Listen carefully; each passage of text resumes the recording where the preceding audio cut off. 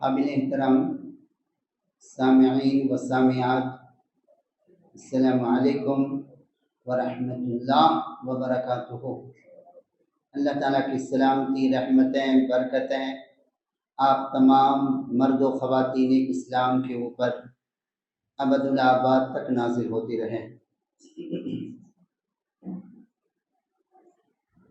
ان الحمد للہ رب العالمین والصلاة والسلام على سید المرسلین وعلى جميع الانبیاء والمرسلین وعلى آلہ الطیبین واصحابہ المطہرین وجميع شہداء الاسلام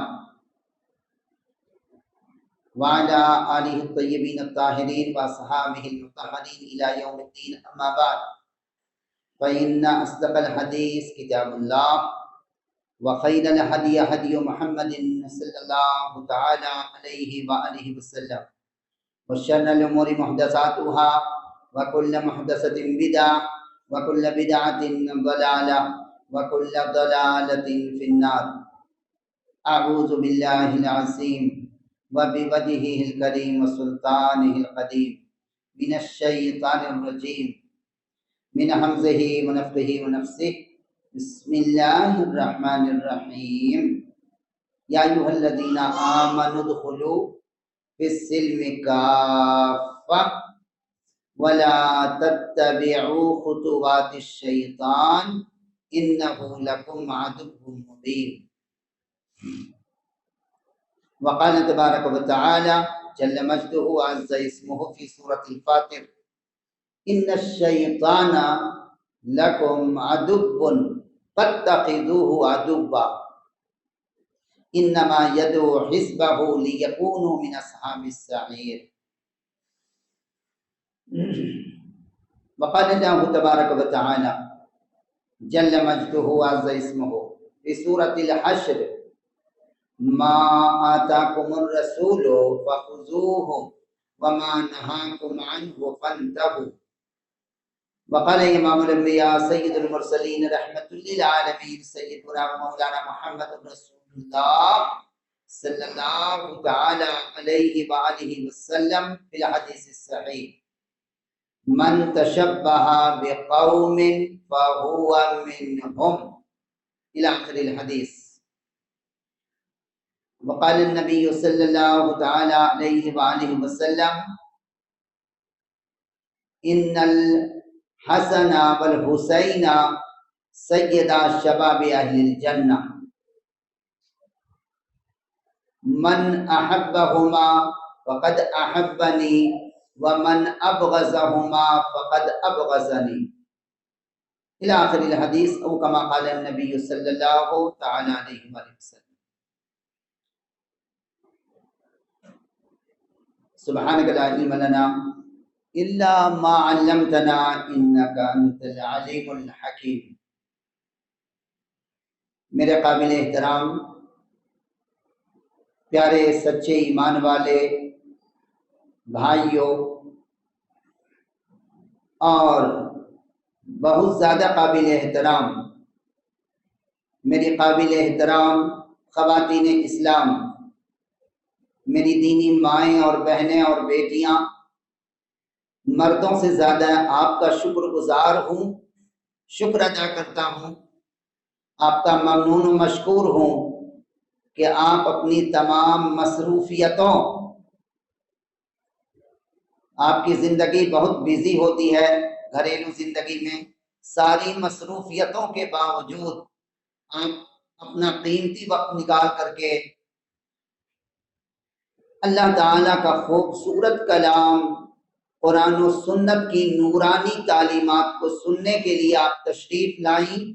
میں اپنی ماؤں اور بہنوں اور بیٹیوں کا تہہ دل سے، دل کی گہرائیوں سے شکریہ ادا کرتا ہوں، چونکہ پیارے نبی کی حدیث پاک ہے: من لم یشکر الناس لم یشکر اللہ، جو اپنے جیسے انسانوں کا شکریہ نہیں ادا کرتا، یعنی انسانوں میں جو احسان کرتا اگر اس کے احسان کو نہیں مانتا تو وہ کبھی بھی رب کا شکر گزار نہیں ہو سکتا۔ پہلے بندوں کا شکریہ ادا کرو، پھر رب تعالیٰ کا شکریہ ادا کرو۔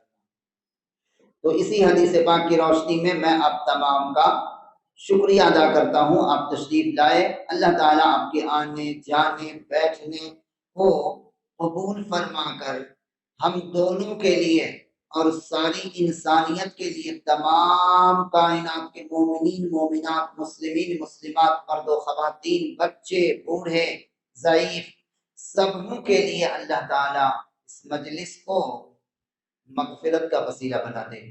تمام قسم کی تعریف اسی اللہ کریم وحدہ لا شریک الحی القیوم کے لیے ہمیشہ سے ہمیشہ تک ثابت ہے، ثابت رہے گا، اور صلاۃ و سلام نازل ہو بے شمار مرتبہ۔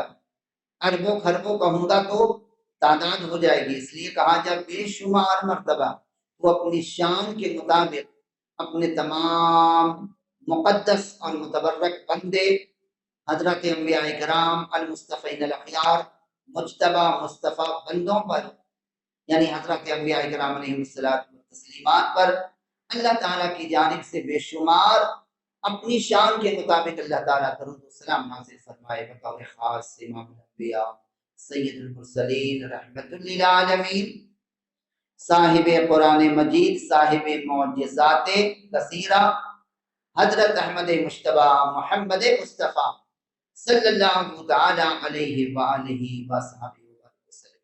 اللہم صلی علی محمد وعلی آل محمد کما صلیت علی ابراہیم وعلی آل ابراہیم انک حمید مجید۔ اللہم بارک علی محمد وعلی آل محمد کما بارکت علی ابراہیم وعلی آل ابراہیم انک حمید مجید۔ عدد خلقہ ورضا نفسہ وزنة عرشہ ومداد کلماتہ۔ اللہم یا رب صلی وسلم دائما سرمدا ابدا علی حبیبک خیر الخلق کلہم وعلی آلہ وصحبہ اجمعین ومن تبعہم بإحسان الی یوم الدین۔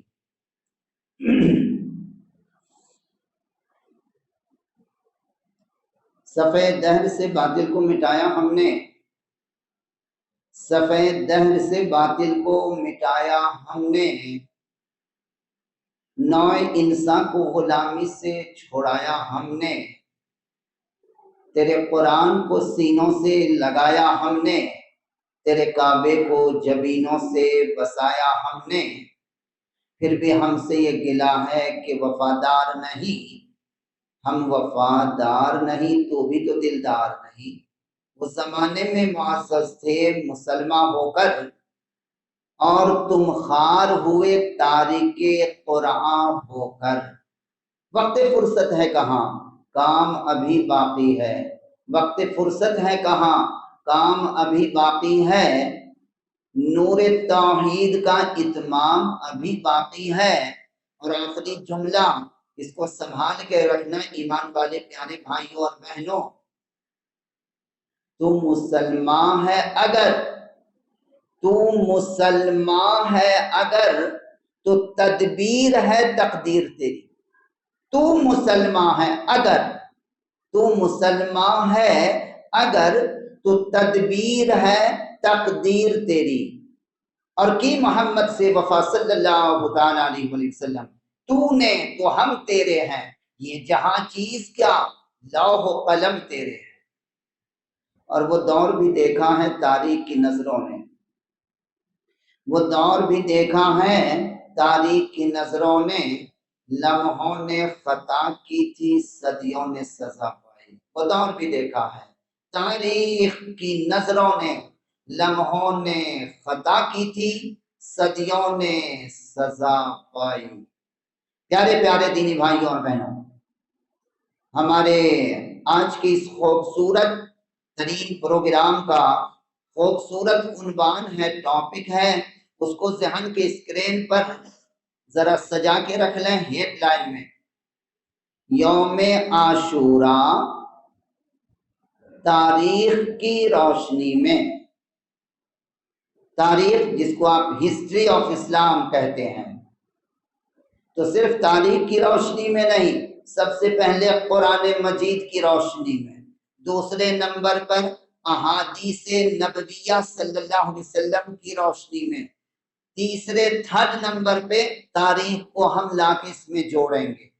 تو یہ ذہن میں رہے، قرآن پاک کی زبان میں بات ہوگی، حدیث پاک کی زبان میں بات ہوگی، پھر تیسرے نمبر پہ ہسٹری آف اسلام کی روشنی میں بھی بات ہوگی، چونکہ قرآن مجید کو سمجھنے کے لیے، سیرت طیبہ کو سمجھنے کے لیے پیارے دینی بھائیوں اور بہنوں، ہسٹری آف اسلام کا وہ مواد جس پر پورا کانفیڈنس ہے، مستند تاریخ کی لازمی ضرورت ہے، ورنہ بعض آیات قرآن آپ کو سمجھ ہی میں نہیں آئے گی، شان نزول ہے نا، اور حدیث پاک بھی نہیں سمجھ میں آئے گی۔ اسی لیے عنوان رکھا گیا ہے یوم عاشورہ تاریخ کی روشنی میں، بڑا خوبصورت عنوان ہے، اور انشاءاللہ رب العالمین کے فضل و کرم سے آپ کو علم کی کچھ ہیرے جواہرات موتی مونگا بھی آپ کے دامن میں ڈالنے کی کوشش کروں گا۔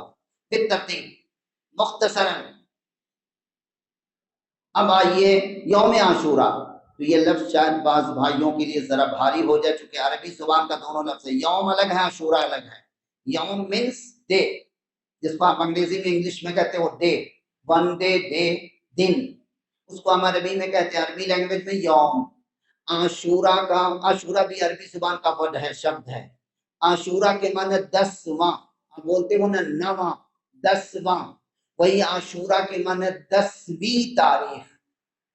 عشرہ مینس 10، اسی عشرہ سے بنا عاشورہ، تو یوم عاشورہ کے معنی اس مبارک اور مقدس مہینے کی 10ویں تاریخ، یہ تاریخ کی روشنی میں کیا ہے؟ تو ذرا سب سے پہلے قرآن کی طرف چلتے ہیں، چونکہ رب تعالیٰ کے کلام میں کون سا علم ہے، کون سبجیکٹ ہے جو نہیں ہے۔ اب کسی کی آنکھ میں روشنی نہیں وہ الگ بات ہے، ورنہ بسم اللہ سے لے کے والناس تک 30 پارے قرآن، 114 سورتیں، 6666 آیات نورانی میں کائنات کا کون سا علم ہے جو رب ذوالجلال والاکرام نے نازل نہیں فرمایا ہے۔ اب اندھے کو اگر چمگادڑ کو سورج کی چمک نہ نظر آئے تو چمگادڑ کے آنکھ کی کمزوری نہیں، اس کی بدبختی ہے، چونکہ اس کی آنکھ میں روشنی ہی نہیں ہے کہ وہ سورج کی چمک کو دیکھے۔ اب سورج چمک رہا ہے، چمگادڑ کا نام سنا ہے نا آپ نے، ایک پرندہ ہوتا، رات کے اندھیرے میں بہت نظر آتا اس کو، اور جب سورج چمکتا تو وہ اندھا ہو جاتا۔ تو مولا کا کلام تو سورج کی کرنوں سے بھی زیادہ روشن ہے۔ میرے محبوب پاک حضرت محمد مصطفیٰ صلی اللہ علیہ وسلم کی سیرت پاک تو سورج سے بھی زیادہ روشن و منور ہے، لیکن اگر اندھے کوئی اور ہیں، ہم ہی اندھے ہیں، تو ہمیں نظر کہاں سے آئے گا؟ اب آئیے چلتے ہیں قرآن مجید کی طرف، سورہ توبہ آیت نمبر 36۔ مالک کائنات اس یوم عاشورہ کے تعلق سے اور بھی تاریخی جو باتیں ہیں اس کو ایک جملے میں مالک کائنات نے خود ذکر فرمایا۔ پہلے قرآن سے تبرکن میں وسیلہ تلاش کرتا ہوں۔ مالک کائنات کا فرمان عالی شان ہے، بسم اللہ الرحمن الرحیم، ان عدت الشہور عند اللہ 12 شہرا فی کتاب اللہ یوم خلق السماوات والارض منها 4 حرم ذالک الدین القیم فلا تظلموا فیہن انفسکم۔ ترجمہ سماعت فرمائیے۔ رب تعالیٰ فرماتے ہیں، اے انسانوں، یقیناً جس دن میں نے آسمان و زمین کو پیدا فرمایا، جس دن، اب اس سے قرآن و سنت خاموش ہے، مولا نے کوئی یہ نہیں فرمایا کہ میں نے 10 لاکھ سال یا 20 لاکھ سال یا کروڑ سال پہلے آسمان و زمین کو بنایا، بس من جملہ فرما دیا میں نے زمین و آسمان کو جس دن بنایا۔ اب وہ 50 لاکھ سال پہلے مولا نے بنایا یا کروڑ سال پہلے، وہ بنانے والا جانے، ہمیں جتنا علم دیا ہم اتنا ہی جانتے ہیں۔ اس نے جتنا فرمایا اس پر ایمان رکھو۔ جس دن میں نے آسمان و زمین، اور آسمان سے مراد آپ کی ہماری نگاہیں جس آسمان کو دیکھ رہے ہیں بس وہی نہیں، 7 آسمان اور 7 زمین بھی، ایک زمین نہیں، ہم تم ایک زمین پر رہتے ہو، زمینیں بھی 7 ہیں، اور سب کے درمیان فاصلہ یعنی اسپیس مولا نے رکھا ہے، جیسے آسمان و زمین کے درمیان اسپیس ہے، ویسے ہر زمین کے دو زمین کے درمیان اتنا ہی اسپیس ہے۔ اللہ اکبر، ساتوں آسمان ساتوں زمین، اور جو کچھ اس کے مابین مجھے بنانا تھا میں نے بنایا۔ اسی دن میں نے طے کر دیا کہ 12 مہینے کا 1 سال ہوگا۔ یہ دنیا کے کسی اسمبلی میں کھادی پہننے والوں نے نہیں تیار کیا ہے، ہاں، نہ کسی رسول نے نہ کسی نبی نے، ڈائریکٹ بلا واسطہ خالق ارض و سما نے 12 مہینے بنائے سال کے۔ وہ خود فرما رہا ہے، اسنا عشر شہرن، شہر کہتے ہیں جس کو آپ انگریزی میں منتھ کہتے ہو، اس کو عربی لینگویج میں شہر کہتے ہیں۔ میں نے 12 مہینے کا 1 سال بنایا، ان 12 مہینوں میں سے 4 مہینے کو میں نے چن لیا الگ سے۔ چنا کیا؟ جب رب چنیں گے، سلیکٹ کریں گے، تو ان کا سلیکشن کتنا خوبصورت ہوگا۔ 4 مہینے کو چننے کا مطلب کہ میں نے خاص عزت دی اور تمہیں حکم دیا ہے کہ اس کا احترام کرو، عزت کرو۔ کیوں؟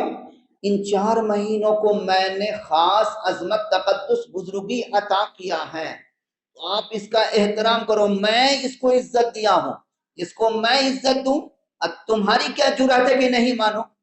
مثلا اس کو ایک چھوٹے سے اگزامپل سے، دادا جان کو رب نے عزت دیا، تاج پہنایا، ریشمی لباس پہنایا، جنتی لباس پہنایا، شاہی تخت پر بٹھایا، 7 طبق آسمان کے فرشتوں کو حکم دیا اسجدوا لآدم۔ میں نے اس 3rd نمبر کی مخلوق کو جو اپنے دست قدرت سے بنایا ہے، میں نے عزت دی ہے، اے فرشتوں سجدہ کرو۔ اور انہی کے درمیان ایک آگ سے بنی ہوئی مخلوق، مردود شیطان جس کو آج آپ کہتے ہیں، ابلیس لعین، وہ بھی کھڑا تھا فرشتوں کے درمیان۔ تو حکم الہی تو آل رائٹ، مانے انٹائر سب کو تھا نا، اور چونکہ آسمان میں وہ بھی تھا، اس کو بھی حکم ملا، سارے فرشتے سجدے میں گر گئے۔ قرآن کیا کہتا ہے؟ فَسَجَدَ الْمَلَائِكَةُ كُلُّهُمْ أَجْمَعُونَ، سارے فرشتے، ایک بھی بچا نہیں، ٹوٹل فرشتے، انٹائر سارے ملائکہ، سارے فرشتے سجدے میں گر گئے۔ ایک سینہ تان کے کھڑا رہا، لیکن وہ فرشتہ نہیں تھا، وہ آگ کے شعلے سے بنی ہوئی مخلوق تھی، ابلیس لعین سینہ تان کے کھڑا ہو گیا۔ میں آپ کو واقعہ نہیں سنانا چاہتا ہوں، صرف یہ بتانا چاہتا ہوں کہ جب رب تعالیٰ کسی کو عزت دیں اور فرمائے کہ میں نے اس کو عزت دی ہے، تم بھی ان کا احترام کرو، جب ان کو یہ احترام نہیں کرتا تو اس کا حشر کیا ہوتا؟ وہ شیطان کی لائف سٹوری کو پڑھ، جبکہ شیطان اس واقعے سے پہلے لاکھوں لاکھ سال رب تعالیٰ کی عبادت کر چکا تھا، بڑا عابد تھا، لیکن ایک سجدہ نہیں کیا۔ کیا نہیں کیا؟ سجدہ کرنے کا کیا مطلب؟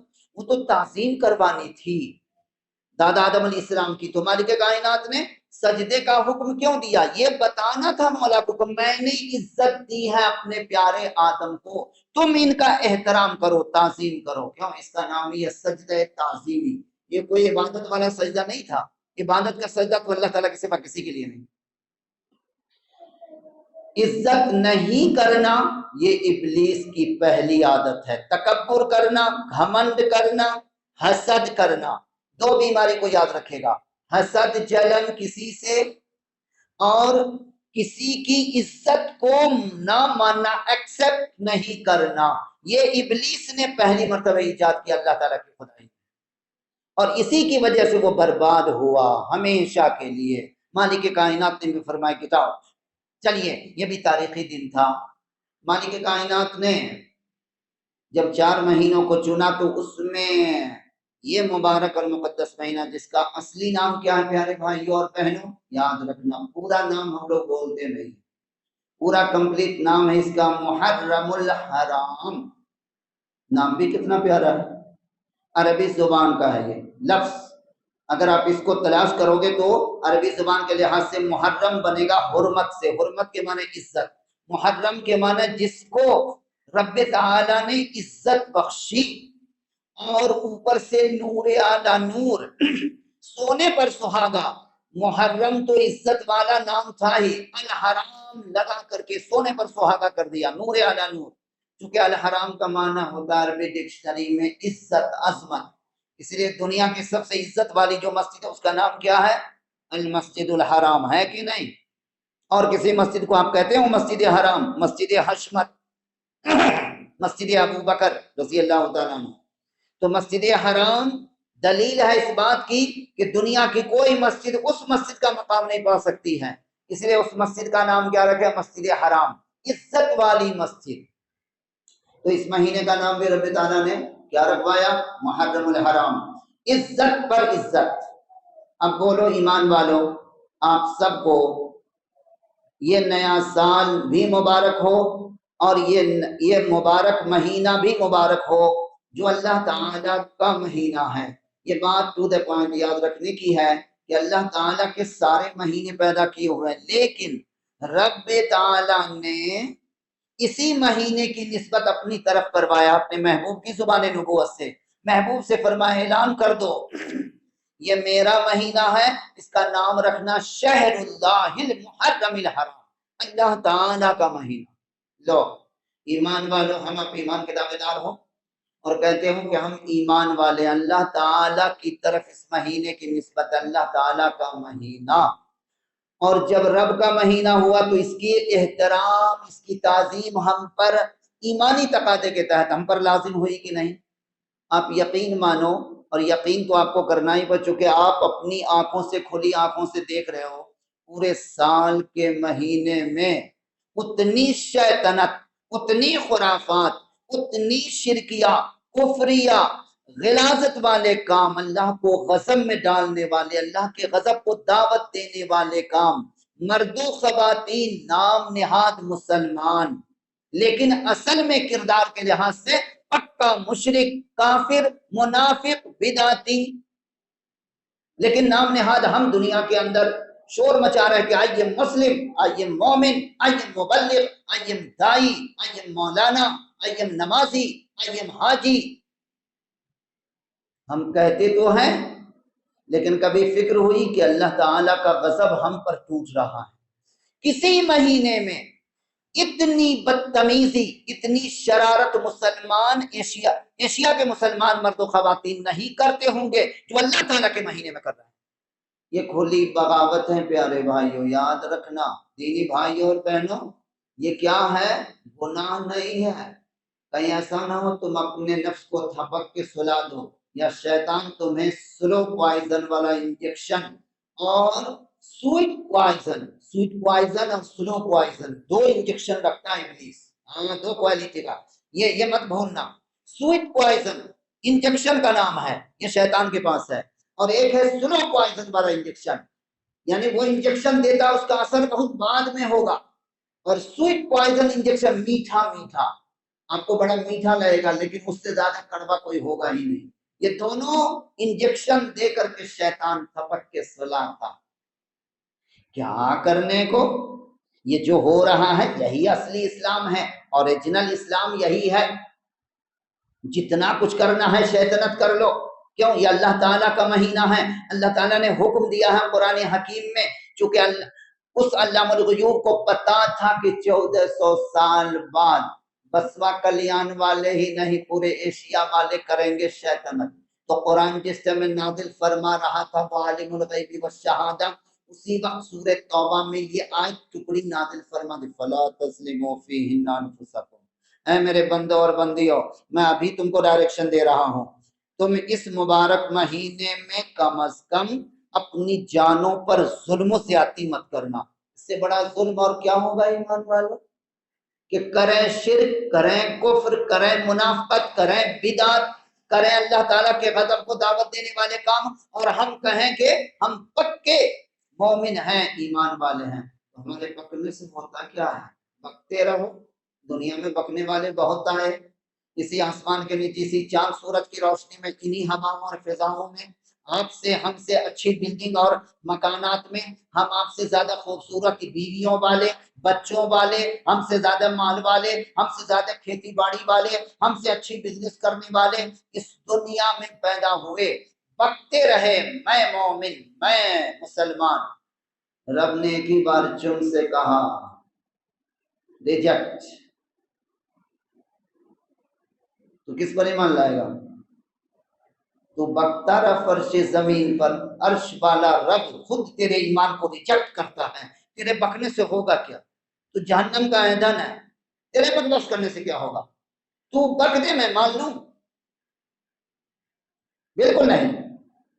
تو ویسے مجھے منا جیسے میرا محبوب تمہیں بتاتا ہے۔ تو میرے نبی کے فیصلے کو نہیں مانے گا، کہے گا مومن تو میں تو پہلے ہی کہہ چکا ہوں قسم کھا کر کے، اپنے نبی سے کہہ چکا ہوں میرے محبوب جو تیرے کو فیصلہ جسٹس نہ مانے، فیصلہ کرنے والا نہ مانے، وہ میں گواہی دیتا ہوں اللہ کریم ہو کر کے کہ وہ پکا کافر ہے، مشرک۔ آج دیکھ لو اس قرآن کی آیت کی روشنی میں مومنوں کہ ہم آپ اپنے نبی کے کتنے فیصلے کو زندگی کے کس ڈپارٹمنٹ میں مان رہے ہو۔ یہیں دیکھ لو اس مبارک اور مقدس مہینے میں رب فرماتے ہیں اپنی جانوں پر ظلم نہ کرو۔ ظلم کیا ہے؟ ایمان کے خلاف کام کرنا، قول کچھ، بات زبان سے کچھ اور کہہ رہے ہیں، کر کچھ اور رہے ہیں۔ زبان سے کہتے ہیں اشہد ان لا الہ الا اللہ، زبان سے کہتے ہیں اللہ تو سمیع ہے، تو بصیر ہے، تو دیکھنے والا ہے، سننے والا ہے، میں تیری ذات پاک پر، میں تیری صفات پر، میں تیرے اسماء حسنہ پر ایمان لا چکا ہوں۔ جھوٹا نمبر 1۔ اللہ تعالیٰ سے شرم آتی ہے تمہیں؟ اللہ تعالیٰ سننے والا ہے، تیرے شیطانی باجا کی آواز رب سنتا کی نہیں؟ صرف مسجدوں میں سبحان ربی العظیم سبحان ربی العلیٰ کی آواز سنتا ہے، اب تو جو گالیاں بکتا، تو جو شرکیہ جملہ بولتا، شرک کے کام کرتا، اس وقت تیرے کو شرم نہیں آتی؟ شرم کہاں سے آئی؟ بے شرم ہی تو منافق ہوتا ہے، چونکہ الحیاء شعبۃ من الایمان، حیا، شرم و حیا یہ ایمان کا حصہ ہے۔ جب ایمان کا نور دل میں ہوگا تو نہ شرم و حیا ہوگی۔ اس لیے سب سے بڑے علم والی ہستی پیارے پیغمبر اسلام صلی اللہ علیہ وسلم نے کیا فرمایا؟ اذا لم تستحی فافعل ما شئت۔ دنیا میں جو بے حیا ہو گیا اس کو جو من میں آئے کرو، بے حیا بے شرم بن جاؤ جو من میں آئے کرو۔ یعنی جو آدمی شرم و حیا کو کنارے لگا دیا، وہ مرد ہو یا عورت ہو، اس کو جو طبیعت میں آئے کرے، آج وہی کر رہے ہیں۔ آئیے اب تاریخ کی روشنی میں ہم دیکھتے ہیں، یہ تو قرآن مجید کو لیا میں نے، حدیث پاک اب لائیے تو مستند احادیث پاک سے ثابت ہے کہ اس مبارک اور مقدس مہینے کو اللہ تعالی نے اسی دن جس دن آسمان و زمین کو پیدا فرمایا اس دن عزت بخشی اور اس کو تاریخی دن بنا دیا رب تعالیٰ نے۔ اس مہینے کو تاریخی بنایا اور یوم عاشورہ یعنی 10ویں تاریخ کو تو ایسا تاریخی دن بنایا کہ تاریخ یہاں سے نئی نئی تاریخ لکھا انہوں نے۔ کیا مطلب؟ اللہ تعالیٰ کے بڑے بڑے کارنامے، بہت بڑے بڑے کام اللہ تعالیٰ نے اس تاریخ میں فرمایا ہے۔ اسی لیے اس دن کا نام قرآن کی زبان میں ہے ایام اللہ، یاد رکھیں گے آپ انشاءاللہ۔ اور ریفرنس بھی دیتا ہوں، ایسے نہیں، پارہ نمبر 13واں پارہ، سورہ پاک کا نام ہے سورہ ابراہیم، آیت نمبر 5، اس میں رب تعالیٰ نے وَذَكِّرْهُمْ بِأَيَّامِ اللَّهِ، ایام اللہ اس کو کہا جاتا ہے قرآن پاک کی زبان میں، یعنی اللہ تعالیٰ کی یادگار دن۔ یادگار کیوں کہا؟ کہ اللہ تعالیٰ نے بڑے بڑے کام کر کے اپنے بندوں کے لیے اس دن کو یادگار بنا دیا۔ بتائیں کوئی چھوٹا سا کام ہم آپ کی زندگی میں ہوتا تو یادگار بناتے ہو کہ نہیں؟ کہتے ہو نا ہماری شادی کی یہ تاریخ ہے یا ہمارے بچے کی پیدائش کی یہ تاریخ ہے۔ ایک معمولی سا کام کرتے ہو، کوئی بڑا سا کام، کوئی عمارت آپ نے بنائی تو اس پر ڈیٹ لکھتے ہو، یہ فلاں ڈیٹ میں میں نے یہ کام کیا، فلاں لوگوں نے یہ کیا۔ جب اللہ تعالیٰ کوئی کام کرے تو کتنا بڑا ہوگا؟ کیوں؟ ہمارا رب اکبر ہے، اس کا ہر کارنامہ اکبر ہے۔ اکبر کے معنی سب سے بڑا، نو آپشن، کوئی بڑا ہی نہیں۔ اسی لیے تو اکبر سکھایا گیا، کبیر بھی بول سکتے تھے لیکن اکبر سکھایا گیا، کیوں؟ سب سے بڑا ہمارا رب، اس کا کارنامے بھی سب سے بڑا۔ جب وہ کارنامہ جس تاریخ میں انجام دے وہ دن بھی سب سے بڑا، وہ تاریخ، وہ ڈیٹ بھی سب سے بڑی تاریخ ہوگی۔ تو اللہ تعالیٰ نے بڑے بڑے کام انجام دیے ہیں۔ ذرا بھی ترتیب، چونکہ ٹائم بہت کم ہے میں ترتیب سے لیتا ہوں شروع سے۔ کوئی آج کی تاریخ میں یوم عاشورہ نہیں تاریخی دن بنا ہے، میں نے جیسا کہ عرض کیا وہ ذہن میں رکھیے گا، جس دن آسمان و زمین بنا اسی دن سے تاریخ بنا دیا رب تعالیٰ نے۔ 10ویں تاریخ محرم الحرام، پہلی تاریخی جو کارنامہ اللہ تعالیٰ نے انجام دیا وہ یہ کہ ساری انسانیت کے دادا حضرت آدم علیہ السلام کو جب تھوڑی دیر کے لیے مالک ناراض ہوئے اور ان کو جنت سے نکالا تو اس دنیا میں دادا توبہ استغفار کرتے رہے کافی دنوں تک. کتنے دنوں تک وہ رب تعالیٰ جانے، قرآن و سنت خاموش ہے.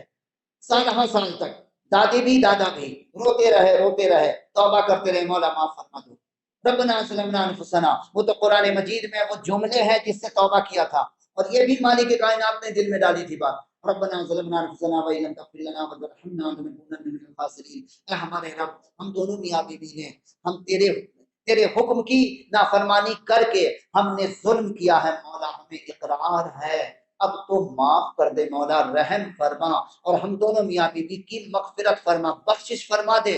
اگر تو نے نہیں معاف کیا اور تو نے رحم نہیں فرمایا تو ہم دونوں گھاٹا اٹھانے والوں میں سے ہو جائیں گے. اللہ تعالیٰ کے دریائے رحمت جوش میں آئی، مولا نے معاف کیا، کیونکہ وہی تو معاف فرمانے والے ہیں، اور کون ہے معاف کرنے والا. تو مالک کائنات نے بھی خوشخبری سنایا کہ میں نے معاف کیا، لیکن معاف کیا تو اس دن کو تاریخی دن بنا دیا.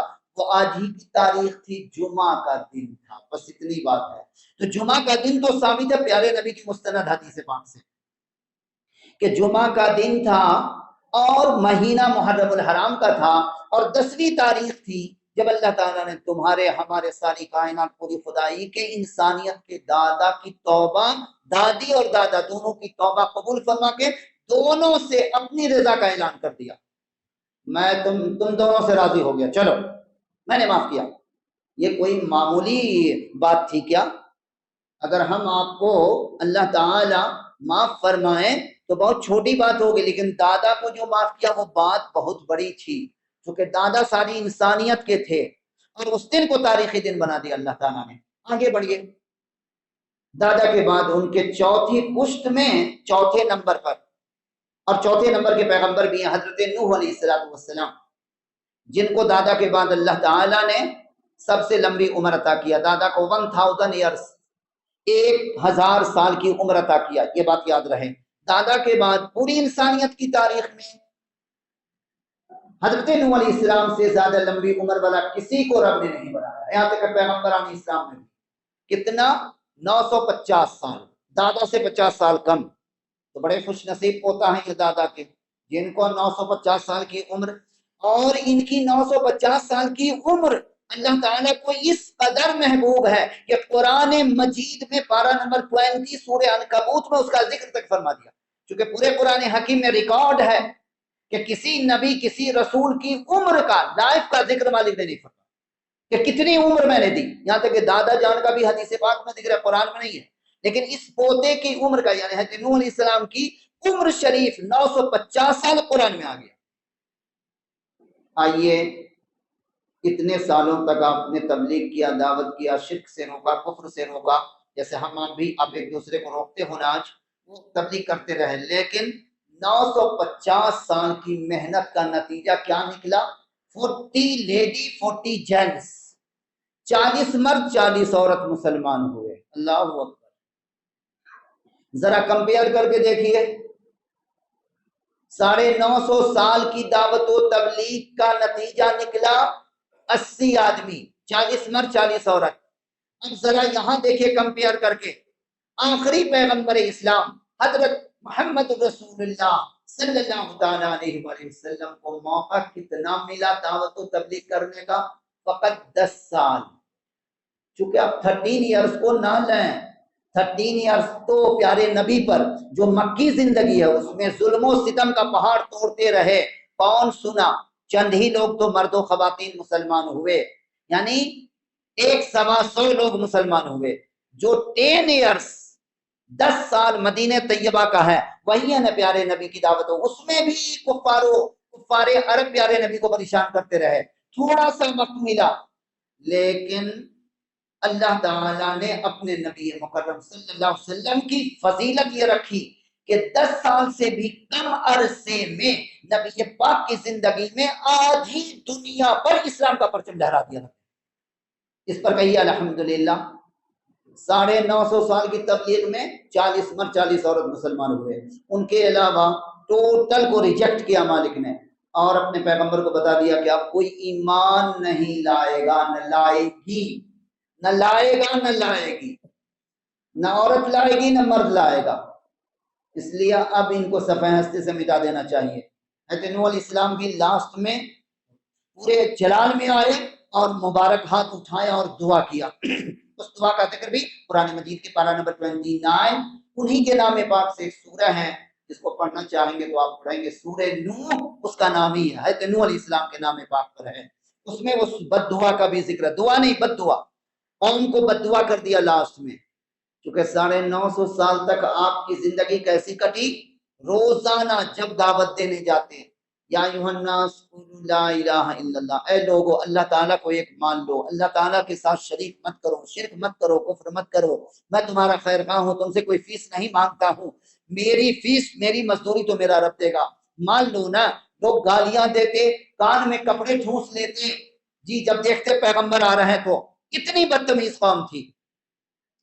جب اللہ تعالیٰ جب 950 سال تک مارتے بھی، اتنا مارتے کہ ان کو یقین ہو جاتا مارنے والے کو کہ یہ پیغمبر مر چکا ہے، نعوذ باللہ انتقال ہو چکا ہے ان کا، تو اپنے اپنے گھروں کو لوٹ جاتے۔ کافی گھنٹوں کے بعد جب آپ کو ہوش آتا تو آنکھ کھولتے، گرتے پڑتے، آپ اپنے گھر جاتے، رات گزارتے، صبح ہو کے پھر قوم کے پاس آتے۔ تصور بھی کر سکتے ہو آج اگر ہم آپ کو کہیں کسی کو دینی بات بتانے جاؤ، ایک چھوٹی سی گالی کوئی دے دے، دیکھو تیر لگے گی، پھر دوبارہ اس کی طرف مڑ کے نہیں دیکھو گے۔ پیغمبر کا یہ اخلاق حسنہ ہے کہ کل کے مار پیٹ گالی گلوچ کو بھول کر کل کی صبح جب سورج نکلتا تو پھر پیغمبر جاتے ہیں سمجھانے۔ اب غور فرماؤ، وہ پیغمبر اگر لاسٹ میں کہتے ہیں مولا اس سب جو بچے کھوچے ہیں اس میں کوئی بھی ایمان نہیں لائے گا، اس کو صفحہ ہستی سے مٹا دے۔ بہرحال اللہ تعالیٰ نے بھی فیصلہ پہلے ہی فرما رکھا تھا، پوری دنیا کو اس زمانے کے سب کو پانی کا طوفان بھیج کر آسمان کے بادل کو پھاڑ دیا، زمین کو بھی مالک نے پھاڑ دیا، اور دونوں کے پانی سے پوری کائنات، یہاں تک کہ پہاڑوں کی چوٹیوں سے بھی 100 گز اوپر پانی، تو کون بچے گا؟ اور مولانا بچانا چاہے تو کون بچے گا؟ بہرحال وہ طوفان سب کو پتا ہے، لیکن اس سے پہلے رب تعالیٰ نے ان کی سیفٹی کے لیے، حفاظت کے لیے کشتی بنوایا 3 منزلہ، سب کو پتا ہے۔ وہ کشتی میں وہ 80 مرد و خواتین کو آپ نے سوار کیا اور ساری مخلوق کو، لیکن وہ کشتی رب تعالیٰ کے حکم سے چلتے چلتے کہاں کہاں گئی وہ رب جانے، پوری کائنات کا چکر جہاں بھی لگانا تھا لگوایا مولا نے، لیکن جب اس کشتی کو روکا رب نے اور طوفان سے دنیا کو نجات دیا، حضرت نوح علیہ السلام کو اور ان کی مسلمان قوم 80 آدمی کو، اور کشتی کو روکا جودی پہاڑ پر، اس کا ذکر قرآن میں وَاسْتَوَتْ عَلَى الْجُودِيِّ وَقِيلَ الْبُعْدًا لِلْقَوْمِ الظَّالِمِينَ، یہ تو قرآن کی شہادت ہے کہ وہ کشتی کس پہاڑ پر رکی، اس پہاڑ کا نام بھی قرآن میں آ گیا، جودی پہاڑ پر، لیکن وہ رکی مستند تاریخ سے ثابت ہے، آج ہی کی تاریخ میں 10ویں محرم الحرام کو۔ اسی طریقے سے ہم نیچے آئیے، حضرت موسیٰ کلیم اللہ علیہ السلام، بڑے پاپولر، بہت مشہور و معروف پیغمبر اسلام، بڑے جلیل القدر، بڑے لاڈلے چہیتے اپنے رب کے، اور تقریباً 350 سال کی عمر پایا انہوں نے۔ کتنی عمر دیا تھا اللہ تعالیٰ نے؟ حضرت موسیٰ علیہ السلام کی عمر شریف 350 سال مستند تاریخ سے ثابت ہے، اور 3 مردودوں کی طرف پیغمبر بنا کے بھیجا۔ ایک مردود کا نام تھا، سب کے نام کے لاسٹ میں انگلش میں لکھے گا تو ان ملے گا، نون، قارون، فرعون، حامان، ہے نا نون، دیکھ رہے ہو نا، اور یہ تینوں ملعون ہے جہنمی۔ ایک تو دنیا کا سب سے بڑا مہاسیٹھ تھا، بادشاہ نہیں تھا، قارون جس کا نام ہے، اور دوسرا بادشاہ مصر ہے، اور جس نے خدائی تک کا دعویٰ کیا۔ بہرحال جو کچھ بھی کیا سب کچھ معلوم ہے آپ کو، مجھے صرف یوم عاشوراء تاریخ کی روشنی میں اس عنوان پر صرف یہ بتانا ہے کہ اللہ تعالیٰ نے 500 سال کی عمر اس مردود ملعون کو دیا، اور بن الیکشن کے سلیکشن کرواتا رہا۔ 500 سال کی سلطنت مصر اور تخت مصر کی حکومت نے اس کو اتنا گھمنڈ میں مبتلا کر دیا، قرآن کہتا ہے قرآن کی اس آیت کا اس ٹکڑے کا آپ ترجمہ کرو گے تو آئی ایم گاڈ ہی ہوگا، کیونکہ اس نے عربی زبان تو نہیں، یہ تو اللہ تعالیٰ نے اس کو کوڈ کیا ہے، انا ربکم الاعلی، اس نے سارے مصریوں کو کہا میں ہوں تمہارا سب سے بڑا پروردگار۔ یہاں تک کہ قرآن مجید میں یہاں تک ہے ایک اونچی مینار، ایک اونچی عمارت اس نے بنوائی، بہت اونچی، اپنے پاگل دیوانے حامان کے ذریعے، اور وہاں جا کے تیر چلا رہا آسمان کی طرف، یہ کہہ کر کہ اے موسیٰ تیرے خدا سے میں لڑائی کرنے علیہ باللہ۔ کتنا بڑا گھمنڈ میں چور، مالک کائنات نے اس کی 50 لاکھ یا 1 کروڑ جتنی بھی ملٹری اور سینا تھی، مولا نے فیصلہ کیا شان کن فیکون والے انتم الحاکمین، چونکہ مالک فرماتے پڑھتے ہونے مسلمانوں پیارے دینی بھائی اور بہنوں، قرآن مجید کے سورہ والسماء ذات البروج، سورہ بروج میں ان بطش ربک لشدید، تیرے رب کی پکڑ بڑی سخت ہے، جب وہ ڈھیل دیتا ہے تو دیتا ہے، اور جب پکڑتا ہے تو پھر پوری کائنات میں کوئی بچانے والا تم کو باپ نہیں ملے گا۔ ملے گا کون؟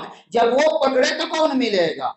ان قیدی متین و املی لہم ان قیدی متین، میں ڈھیل دیتا ہوں اور جب شکنجا کستا ہوں تو پھر کون بچائے گا تم کو؟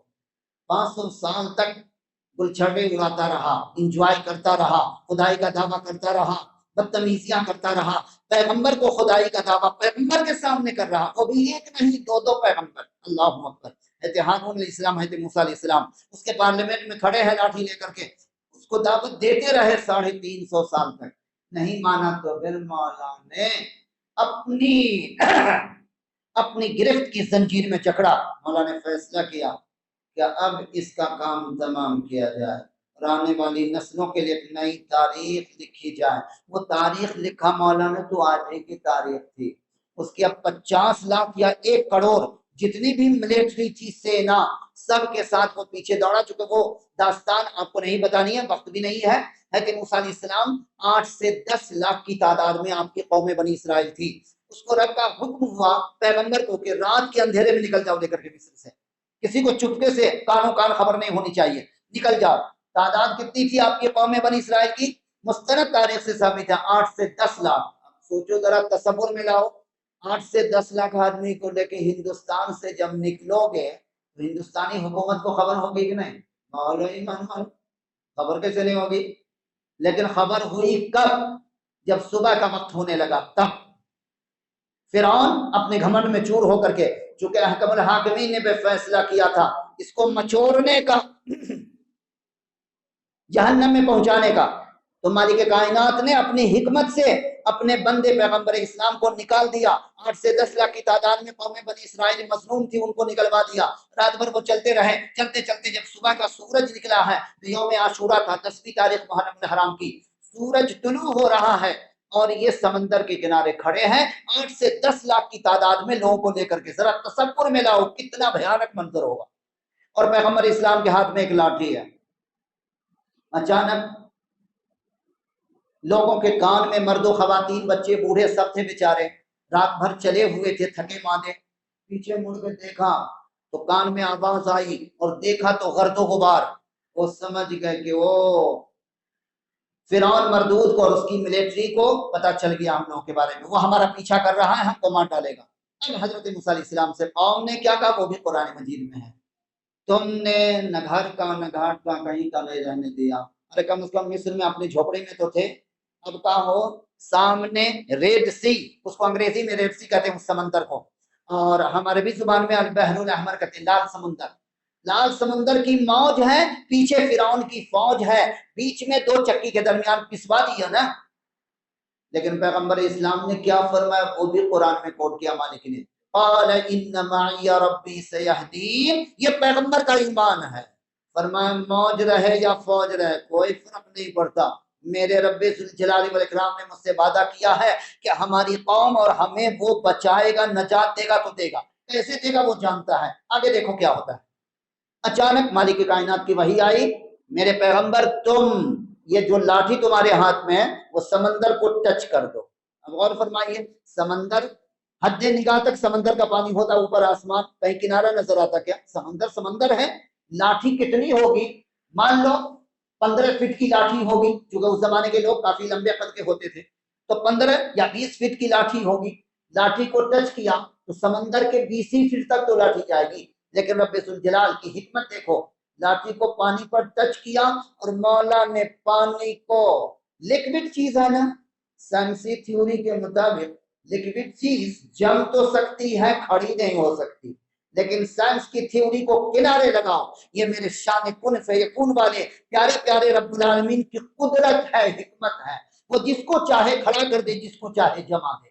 मौला ने फर्स्ट बार इंसानी तारीख में एक ऐसी कुदरत का करिश्मा दिखाया कि समंदर की मौज बहते पानी को दीवार की तरह खड़ा कर और 12 फोर लाइन बना दिया, एक दो नहीं 12 फोर लाइन, क्योंकि 8-10 लाख आदमी थे, अगर एक फोर लाइन बनता तो धक्कम धुक्का होता, तो 12 फोर लाइन बना दिया, सब में खिड़की रोशनदान भी खोल दिया मौला ने, ताकि बातें करते भी इमाम हो चचा सब बात करते भी चले, है ना, ताकि किसी को वहशत भी ना हो। वो 4 लाइन से गुजारा मौला ने, और ये गुजरते चले गए, पानी खड़ा है, अल्लाह अकबर, और बीच में खुश्क 4 लाइन सड़क बना दिया, 4 लाइन बना दिया मौला ने, 12 सब कबीले को आपने बांट दिया, 8 से 10 लाख थे सबको, वो पार उस किनारे जा रहे हैं, और तब फिरौन की फौज इस किनारे पहुंच रही। फरिश्ते भी हैरान हैं, कुदरत पुरजलाल है, मौला भी मुस्कुरा रहे हैं कि आज पकड़ा है, आज तू मेरे इन्नबत शरबी गलत शदीद के शिकंजे में कसेगा और यहां से मैं तारीख लिखूंगा। मौला ने उसको भी दिमाग खराब कर दिया। होता है ना, एक कहावत सुना होगा आपने, जब इंसान की बर्बादी का वक्त आता है तो सारी अकल धरी की धरी रह जाती, बर्बाद होने को है तो बर्बाद होके रहता, और फिर कुदरत ने जब फैसला किया तो उसको बर्बाद होना ही था।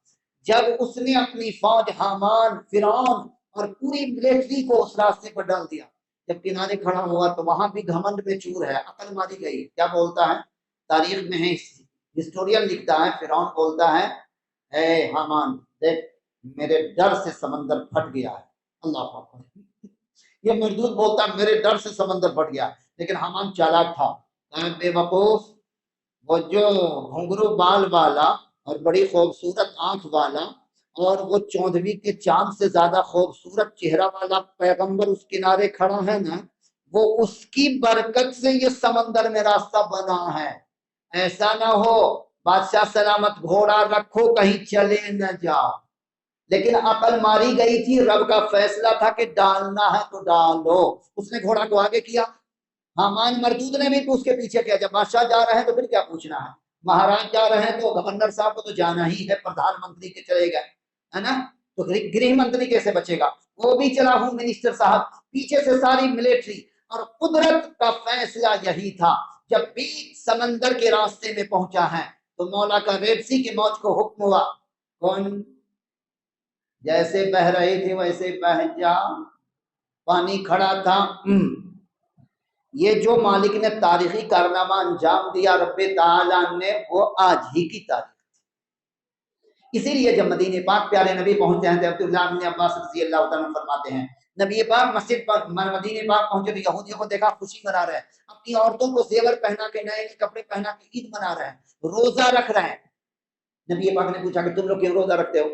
कहा कि मेरे नबी हज़रत मूसा अलैहिस्सलाम और हमारी कौम को अल्लाह ताला ने आज ही की तारीख में नजात दिया था। फिरौन जो मरदूद हम लोगों पर जुल्म करता था, उसको पूरी सेना के साथ अल्लाह ताला ने गर्क कर दिया।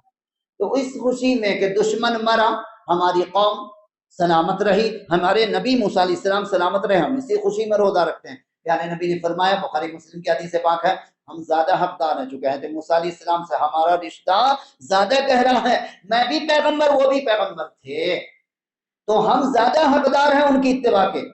इसीलिए प्यारे नबी अलैहिस्सलाम ने तो ये कारनामा रब ने अंजाम दिया, फिरौन की पूरी सेना के साथ आज ही की तारीख में अल्लाह ताला ने अपनी कुदरत से उसको नेस्तो नाबूद कर दिया, और रहती दुनिया तक के इंसानों के लिए तारीख नहीं लिख दिया। उसकी डेड बॉडी को समंदर के पानी को हुक्म दिया, उठा के बाहर फेंक देना, नापाक लाश को, नापाक लाश को उसने बाहर फेंका। और आज भी किसी को देखना हो तो अल्लाह ताला तकरीबन 3-3.5 साल का अरसा गुजर गया, दुनिया में आपने नहीं सुना होगा किसी की डेड बॉडी को अल्लाह ताला ने रखा है। क्यों सुनेंगे, रखा ही नहीं है सिवाय फिरौन के, उसकी डेड बॉडी को रखा। और इसका जिक्र कुरान पाक के पारा नंबर 11 सूरह यूनुस, शौक होगा तो पढ़िएगा, مالک کائنات نے اس کی ڈیڈ باڈی کو بجانے کا وعدہ کیا تھا، وہ قرآن میں ہے، الیوم ننجی کا بھی وعدہ نہیں کا، چونکہ وہ آخری وقت میں ایمان لایا تھا۔ جب سمندر میں ڈوبنے لگا نا تو ملک الموت علیہ السلام 500 فورس کے ساتھ اللہ تعالیٰ کے غضب کی وردی پہن کر کے اس کی ناپاک روح کو نکالنے آ رہے تھے۔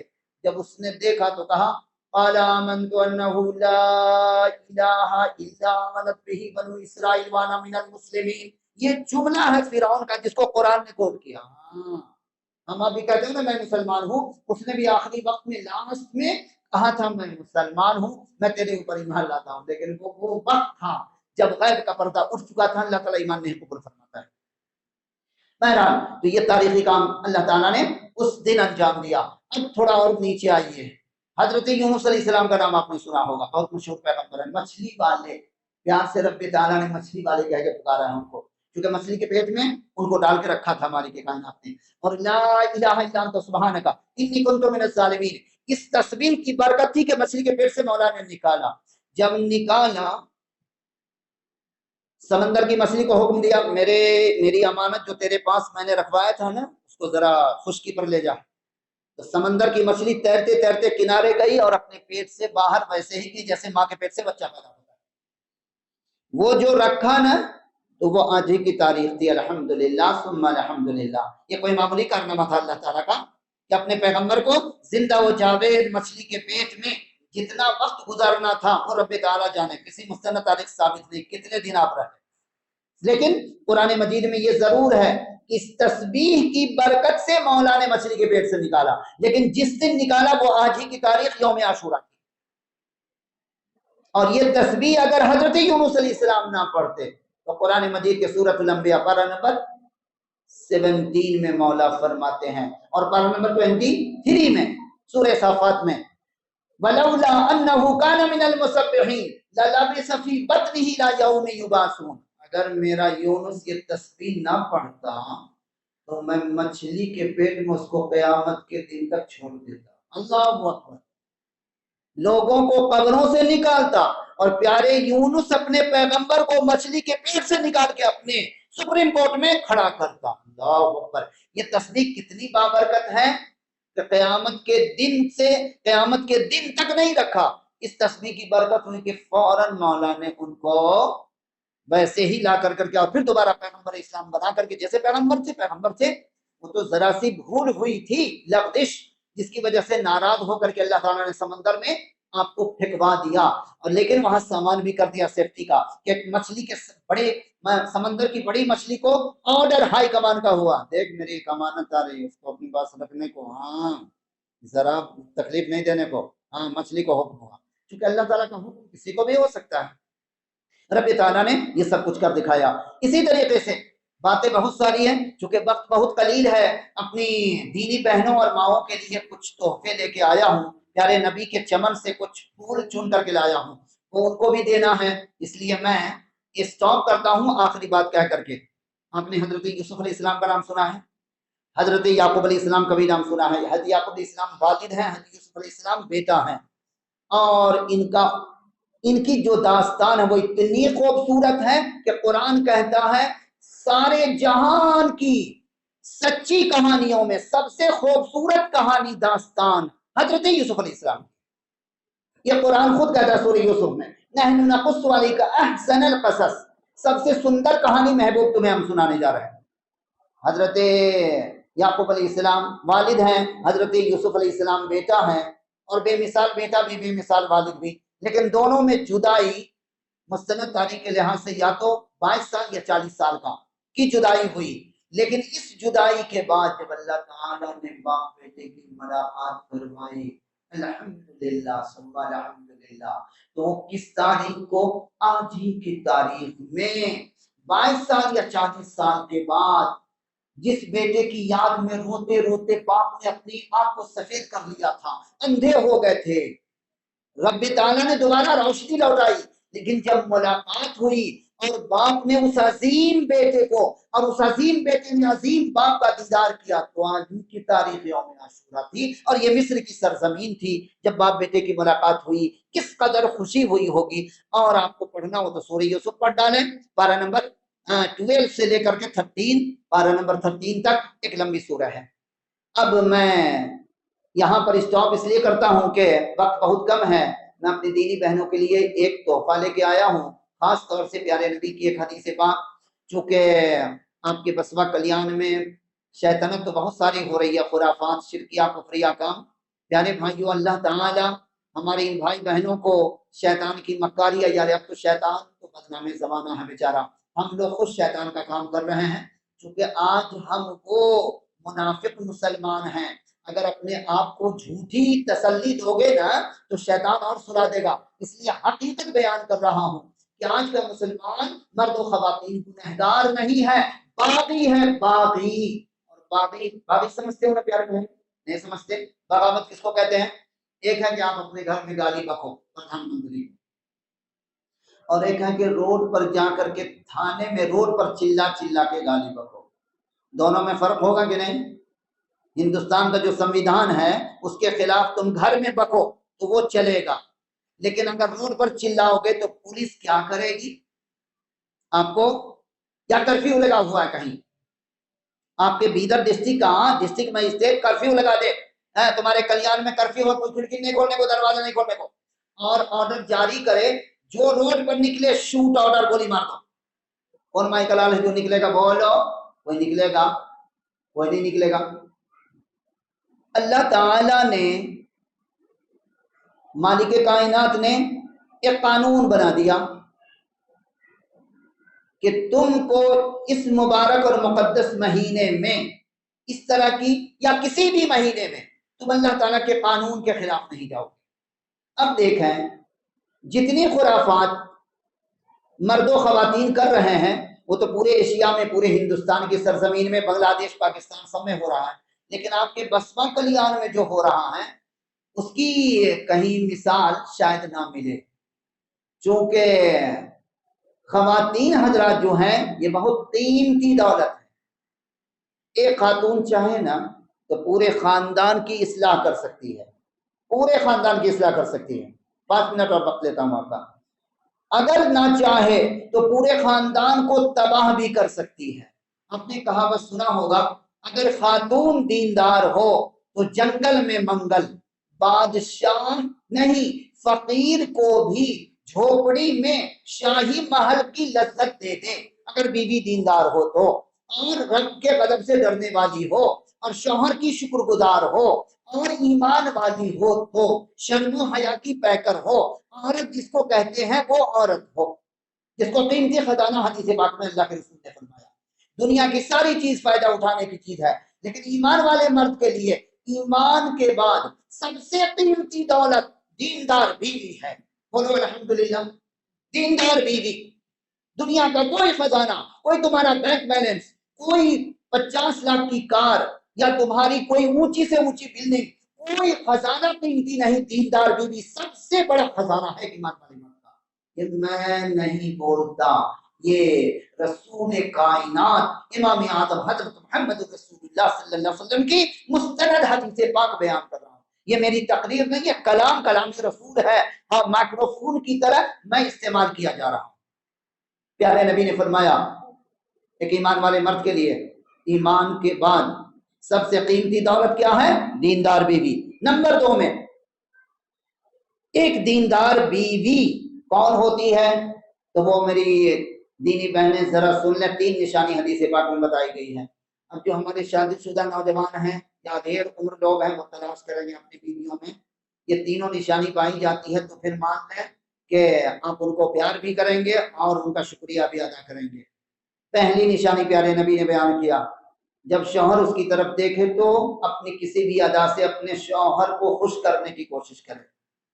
لیکن آج مزے کی بات یہ ہے کہ ہمارا معاشرہ، ہمارا جو کلچر ہے، جو ہم نے کلچر بنایا، جو تہذیب رہن سہن، اس میں اکثر بیویاں، برا نہیں مانیں گی میری دینی بہن ہے، حقیقت بیان کر رہا ہوں، اکثر سوچتی ہیں کہ میں اظہار ناراضگی ہی کروں تو زیادہ بہتر ہے نا، چونکہ اگر زیادہ پیار کروں گی اگر تو پھر کہیں یہ سر پر میں چڑھ جائیں، ان کو جوتے کے نیچے دبا کر رکھنے کو، ہاں تو یہ بڑھ جائیں گے۔ تو پیارے نبی کیا فرماتے ہیں؟ دیندار بیوی کی پہلی نشانی شوہر جب اس کی طرف دیکھے تو وہ اپنی کسی بھی ادا سے، کسی بھی ایکشن سے اپنے شوہر کو خوش کر دے. اب کوئی ضروری نہیں کہ ہر بیوی کی ہر ایکشن بیوی شوہر کو پسند ہو. ہر لڑکی کی، ہر بیوی کی الگ الگ چیزیں ہوگی، ہر شوہر کی پسند چوائس الگ ہوگی. ان کی پسند ہو سکتی ہے. کسی شوہر کو بیوی کے چلنے کا اسٹائل بڑا پسند ہو، بیوی کے بیٹھنے کا، کسی کو اپنی بیوی کے مسکرانے کا، تبسم کا اسٹائل بڑا پسند ہو، کسی کو اور کوئی اسٹائل پسند ہو. تو بیوی کو یہ چھان بین کرنی چاہیے میرے شوہر کو میری کون سی ادا سب سے زیادہ محبوب ہے. میرا مسکرانا، میرا مٹکی مارنا، میرا چل کے دکھانا، میرا بیٹھنے کا انداز، اسٹائل، کون سا اسٹائل میں پسند ہے. جو پسند ہو وہ اسٹائل کر کے اپنے شوہر کو خوش کرنا چاہیے. تو یہ تو بہت آسان ترکیب ہے. دوسری، شوہر اگر کسی کام کا حکم دے تو اگر اس کے اختیار میں ہو تو فوراً کر ڈالے، نہ کر نو کر مطلب نو اور مگر اور لیکن اور اگر یہ سب نہیں لگانے کو کر ڈالے. شوہر کی دل کو خوشی ہوتی ہے. مثلا کون سا کام کا ہے، کیا کہے گا کہ پہاڑ توڑ کے لاؤ، یہ نہیں کہے گا تھکا ماندہ آیا ہے، ابھی طبیعت چاہتی ہے تمہارے ہاتھ کی ایک کپ چائے پینے کی طبیعت چاہتی ہے، کافی پینے کی طبیعت چاہتی ہے، اور بیوی فوراً وہ چائے بنا کے یا کافی بنا کر کے پلا دیتی ہے، دل کو خوشی ہوتی ہے. تمہارے ہاتھ کی وہ آئٹم، وہ ڈش بہت پسند ہے، آج بنا کے رکھنا. یہ ان کے اختیار میں کر سکتی ہے، ماشاءاللہ. تیسری، اپنی عزت آبرو کی اور شوہر کی اس معاملے میں نافرمانی نہ کرے. اپنی عزت آبرو کی اور شوہر کی جو بھی پراپرٹی اس کے پاس ہے وہ اسی کا ہے، اس کا بھی ہے، شوہر کا بھی ہے، لیکن اس کی شوہر کے غائبانے میں کم از کم، شوہر کے غائبانے میں اس لیے کہا گیا ہے کہ آدمی فری اپنے آپ کو سمجھتا ہے، جو چاہے کرے. نہیں، شوہر کے پراپرٹی کی حفاظت کرے، اس کی سیفٹی کا سامان کرے، اپنی عزت آبرو کی بھی اور شوہر کے مال کی بھی وہ حفاظت کرے. تو پھر ایسی خاتون کو پیارے نبی نے فرمایا یہ دیندار خاتون میں شمار ہے. وہ اللہ تعالیٰ کی بھی عابدہ زاہدہ بندی ہو اور اپنے شوہر کی بھی. اور آخری ایک بات پیارے نبی فرماتے ہیں، ایک موقع پر فرمایا یا معاشر النساء تصدقنا فإنی اریتکن اکثر اہل النار. رواہ البخاری و مسلم. پیارے نبی فرماتے ہیں ایک موقع پر، اے عورتوں کی جماعت، صدقہ خیرات کیا کرو، چونکہ میں نے جہنم میں مردوں کے مقابلے میں تم عورتوں کی جماعت کو زیادہ دیکھا ہے. پیارے نبی علیہ السلام سے خاتون نے پوچھ دیا، دریافت کیا بڑے ادب سے، یا رسول اللہ کیوں؟ پیارے نبی نے دو جملہ ارشاد فرمایا، میری دینی بہنیں اور مائیں بیٹیاں، اس کو اپنے دامن میں سمیٹ کے لے جا، یہ زندگی کی حقیقت ہے. تکثرن اللہ وتکفرن العشیر. دو بیماری تمہاری ایسی ہے جو اللہ تعالیٰ کو سخت ناپسند ہے، اور یہ تمام خواتین میں پائی جاتی ہے، مردوں میں بھی پائی جاتی ہے لیکن خواتین میں زیادہ پائی جاتی ہے. پڑھی لکھی ہو، جاہل ہو، کوئی بھی ہو، تم لعنت ملامت بہت زیادہ کرتی ہو اور شوہر کی ناشکری بہت کرتی ہو. آپ ہنستے ہوئے اٹھیں گے انشاءاللہ. کیوں؟ خاتون کی، عورتوں کی فطرت میں ایک چیز ہے، اگر بھائی 500 کا کوئی سامان لا کے میکے سے دے دیا، پھر دیکھیے پول باندھ دیں گی تعریف کا. شوہر اس کے مقابلے میں 5000 کا لا کے دیا تو بھی اگر شوہر نے پوچھ لیا پسند ہے، کوئی نہ کوئی عیب تو اس میں نکالیں گی. کیوں؟ آئندہ اگر سوچا کہ دادی ہوگا کی بیٹیاں بڑی چالاک ہیں نا، سوچتی ہیں کہ اگر ابھی تعریف کر دو گی تو پھر 10,000 کا آئندہ تو عیب نہیں کرے گا، اس لیے کوئی نہ کوئی عیب نکالو. اگر بھائی نے میکے سے لا کے، بابا نے، بھیا نے، ہے نا، یا چھوٹے بھائی نے یا کوئی چیز بھی لا کے دیا، اس کی تعریف کی تو دیکھو میرا بھائی لا کر کے دیا ہے، یہ دیکھو اور تم نے کیا لا کے دیا ہے. اور آخری بات، پیارے نبی کی حدیث پاک پر آپ مسکرائے بغیر نہ رہیں گے. بخاری مسلم کی حدیث پاک ہے اور میری دینی بہنوں کے لیے، بیٹیوں کے لیے بہت بڑی نصیحت ہے. پیارے نبی علیہ السلام نے ایک موقع پر فرمایا، لا ينصر اللہ تبارک و تعالی الی امرأۃ، اس عورت کی طرف، اس بیوی کی طرف اللہ تعالی غصے سے دیکھتا بھی نہیں. اتنے ناراض ہوتے ہیں جو عورت، جو بیوی اپنے شوہر کی ناشکری کرتی ہو، حالانکہ وہ شوہر کے بغیر رہ بھی نہیں سکتی. وہ اس سے جان چھوڑانے کی بات نہیں، اس کے بغیر رہ نہیں سکتی، یعنی اس کی زندگی اجیرن ہو جائے گی، اس کے باوجود وہ ناشکری کرتی ہے. تو یہ شوہر کی ناشکری یہی نہیں ہے کہ وہ کسی طرح کی کوئی بات کرے، یہ بھی ناشکری میں داخل ہے کہ شوہر کہیں کہ تمہیں فلاں جگہ نہیں جانا، फला जगह खुराफात होती है, तुम्हें नहीं जाना है। लेकिन आज की खवातीन हमारी नकाब पहने हुए सारी हदों को पार कर जाती है। तो याद रखें प्यारी दीनी बहनों और बेटियों, तुम्हारी नमाज रोजे याद रखना, दो आदमी की नमाज सर से ऊपर भी नहीं उठती है, नाफरमान औलाद की और नाफरमान बीवी की फर्ज नमाज तक अल्लाह ताला कबूल नहीं फरमाता। सुन्नत और नफिल को रहने दो, फर्ज नमाज भी सर से ऊपर नहीं उठती। तो जब तेरी फर्ज नहीं कबूल होगी तो सुन्नत और नफिल का क्या सवाल पैदा होता है। अल्लाह ताला से दुआ है मालिक कायनात हमारे तमाम दीनी भाइयों और बहनों को नेक समझ अता फरमाए, जो तशरीफ लाए हैं उनका शुक्रिया, और आप सब लोगों का आना जाना दोनों मुबारक हो। और इस मुबारक तारीख में आपने माशाअल्लाह रोजा रखा 9-10 का, हाँ, तो ये भी आपको मुबारक हो। और तमाम दीनी बहनों से मेरी गुजारिश है कि प्यारे नबी का वो जुमला कभी ना भूलेंगी कि शौहर बीवी की जो फितरत, आम फितरत है, कंट्रोल कीजिए अपने को, अनकंट्रोल मत होने दीजिए, कंट्रोल कीजिए। कि बीवी क्या करती है, हमेशा शौहर एहसान का सुलूक करता रहता, कभी जरा नापसंदीदगी, कोई चीज नापसंद आ गई, कोई बोली, यानी 29 दिन शौहर ने मुस्कुरा के बात किया, एक दिन थोड़ा सा काम करके आया था, मूड खराब था, कुछ बोल दिया जरा सा, तो जरा सा बोल दिया, सब्र कर लेना है, शौहर है। 29 दिन 29 दिन तो अच्छे बात किया है ना, एक दिन जरा सी मूड खराब था, जरा सी कुछ कह दिया तो क्या बोलते, या कोई सामान दिया लेकिन नापसंद आई, हमेशा एहसान किया। प्यारे नबी फरमाते हैं कि औरत की फितरत है, क्या बोलेगी वो मैं बता देता हूँ, तो तुम्हें क्या पता, मारा है कभी का खैर मत हो, तुमसे कब भलाई देखा है, जब से तेरे घर में आई हूं ना, कभी तुमने अच्छा पहनाया, अच्छा खिलाया, अच्छी बोली की कहा, अल्लाह अकबर, सारी जिंदगी के एहसान पर पानी फेर दिया। तो ये अल्लाह ताला को सख्त नापसंद है। ये टू द पॉइंट, इस जुमले को आप कभी न भूलेंगे। अगर ये जुमला नहीं भूलती है तो इंशाअल्लाह पूरी जिंदगी आपकी खूबसूरत तरीन जिंदगी होगी, अल्लाह ताला की महबूब बंदी बन करके आप इस दुनिया में रहेंगी, कब्र में जाएंगी इंशाअल्लाह जन्नत की दुल्हन बन के जन्नती लिबास और जन्नती बिस्तर आपको मिलेगा। और शौहर को कभी नाशुक्री मत किया करें, क्योंकि शौहर की नाशुक्री इनडायरेक्ट अल्लाह ताला की नाशुक्री है। अल्लाह ताला को अपने बीवियों के शौहर की शुक्रगुजारी वो या अल्लाह ताला की शुक्रगुजारी है, और इनकी नाशुक्री अल्लाह ताला की नाशुक्री अल्लाह ताला को पसंद है। अल्लाह ताला से दुआ है मालिक कायनात हमारी दीनी बहनों को समझता फरमाएं, और ये गंदे शिरकिया कुफरिया मकामात पर जो फिरती रहती हैं, है ना, इन मना गलत चलने फिरने से वो इज्तनाब करें।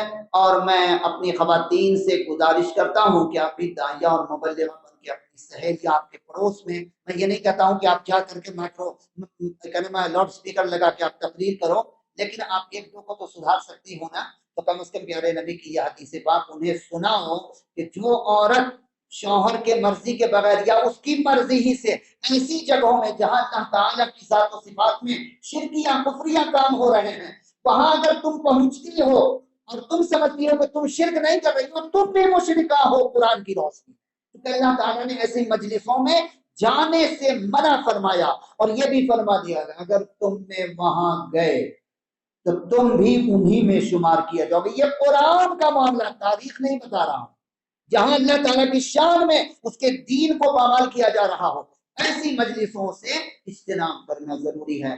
तो आप चाहें तो आप अपनी सहेली, अपनी क्या नाम है पड़ोसन को, एक दो को तो सुधार सकती है ना, तो इतने को सुधार लें वही आपके लिए काफी है। अल्लाह ताला से दुआ है मालिक कायनात तमाम दीनी भाइयों और बहनों को दोनों जहान की जिल्लत और रुसवाई से अल्लाह ताला महफूज रखें, और दोनों जहान की इज्जत से आपको नवाजें। खूबसूरत अकीदा, खूबसूरत अखलाक, खूबसूरत अमाल, खूबसूरत अखलाक के साथ आप जिंदगी गुजारें, जब तक मौला इस कायनात रखे, ईमान इस्लाम के ऊपर साबित कायम रखे, और जब जाने का वक्त हो तो सही ईमान कलमे तौहीद ला इलाहा इल्लल्लाह मुहम्मदुर रसूलुल्लाह सल्लल्लाहु अलैहि वसल्लम ये कलमा पढ़ते हुए आप दुनिया से रुखसत हों। अल्लाह ताला आप सब पर अपनी रहमत की करम की बारिश फरमाए, आमीन या रब्बल आलमीन। वाहिद दावाना अल्हम्दुलिल्लाहि रब्बिल आलमीन। जरूरी ऐलान, अज़ान होगी फौरन जमात खड़ी होगी और आप खाना नोश फरमा करके जाओगे। जी, जो भाई बावुजू है बैठे रहे, जो वजू से नहीं है वजू कर ले। अस्सलाम वालेकुम।